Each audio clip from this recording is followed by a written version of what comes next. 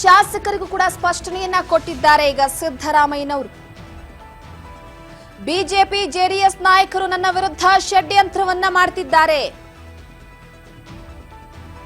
ಈ ಪ್ರಕರಣದಲ್ಲಿ ಕಾನೂನಾತ್ಮಕವಾಗಿ ಯಾವುದೇ ತೊಂದರೆ ಇಲ್ಲ. ಕೈ ಶಾಸಕಾಂಗ ಸಭೆಯಲ್ಲೂ ಕೂಡ ಮುಡಾ ವಾಲ್ಮೀಕಿ ಹಗರಣದ ಪ್ರತಿಧ್ವನಿ ಮೊಳಗಿದೆ.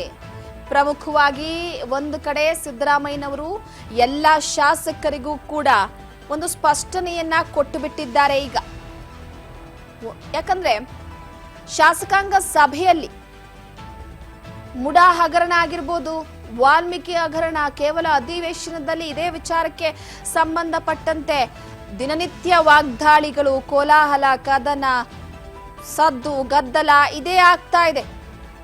ಈಗ ಕೈ ಶಾಸಕಾಂಗ ಸಭೆಯಲ್ಲೂ ಕೂಡ ಇದೇ ವಿಚಾರಕ್ಕೆ ಸಂಬಂಧಪಟ್ಟಂತೆ ಮಾತನಾಡಿ ಎಲ್ಲ ಶಾಸಕರಿಗೂ ಸ್ಪಷ್ಟನೆಯನ್ನ ಕೊಟ್ಟಿದ್ದಾರೆ ಸಿಎಂ ಸಿದ್ದರಾಮಯ್ಯನವರು.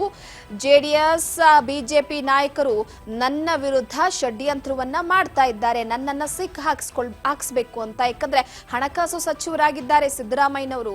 ವಾಲ್ಮೀಕಿ ಮುಡಾ ಹಗರಣದ ವಿಚಾರಕ್ಕೆ ಸಂಬಂಧಪಟ್ಟಂತೆ ವಾಲ್ಮೀಕಿಯಲ್ಲಿ ಹಣಕಾಸು ಸಚಿವರ ಆ ಒಂದು ಹಸ್ತಕ್ಷೇಪ ಇಲ್ಲದೆ ಅಷ್ಟೊಂದು ಹಣ ಹೇಗೆ ವರ್ಗಾವಣೆ ಆಗುತ್ತೆ ಅನ್ನುವ ವಿಚಾರವನ್ನ ಇಟ್ಕೊಂಡು ಈಗಾಗಲೇ ವಾಗ್ದಾಳಿಯನ್ನ ನಡೆಸೋದಕ್ಕೆ ಮುಂದಾಗಿರುವಂತಹ ಬಿಜೆಪಿ ಜೆಡಿಎಸ್ ನಾಯಕರು ನನ್ನ ವಿರುದ್ಧ ಷಡ್ಯಂತ್ರವನ್ನ ಮಾಡ್ತಾ ಇದ್ದಾರೆ.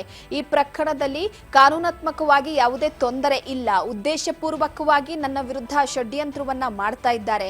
ಮುಡಾದಲ್ಲಿ ನಮ್ಮ ಕುಟುಂಬ ಯಾವುದೇ ಅಕ್ರಮವನ್ನ ಕೂಡ ಎಸಗಿಲ್ಲ, ಕಾನೂನು ವ್ಯಾಪ್ತಿ ಮೀರಿ ನಾವು ಎಲ್ಲವನ್ನೂ ಕೂಡ ಸದ್ಯಕ್ಕೆ ಎಲ್ಲೂ ಏನು ಕೂಡ ಮಾತನಾಡಿಲ್ಲ ಅಂತ ಹೇಳಿಕೆಯನ್ನ ಕೊಟ್ಟಿರುವಂತದ್ದು ಸಿದ್ದರಾಮಯ್ಯನವರು ಶಾಸಕರ ಮುಂದೆ.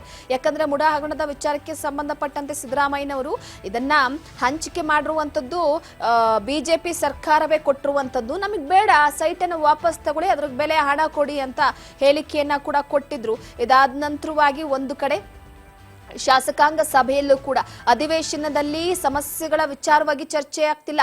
ಪಟ್ಟನ್ನ ಹಿಡಿದು ಕೂತು ಬಿಟ್ಟಿದ್ದಾರೆ ಜೆಡಿಎಸ್ ಹಾಗೆ ಬಿಜೆಪಿ ನಾಯಕರು. ಸಿದ್ದರಾಮಯ್ಯನವರನ್ನ ರಾಜೀನಾಮೆ ಕೊಡಿಸೇ ತೀರಬೇಕು, ಕುರ್ಚಿಯಿಂದ ಕೆಳಗಿಳಿಸಬೇಕು ಅಂತ.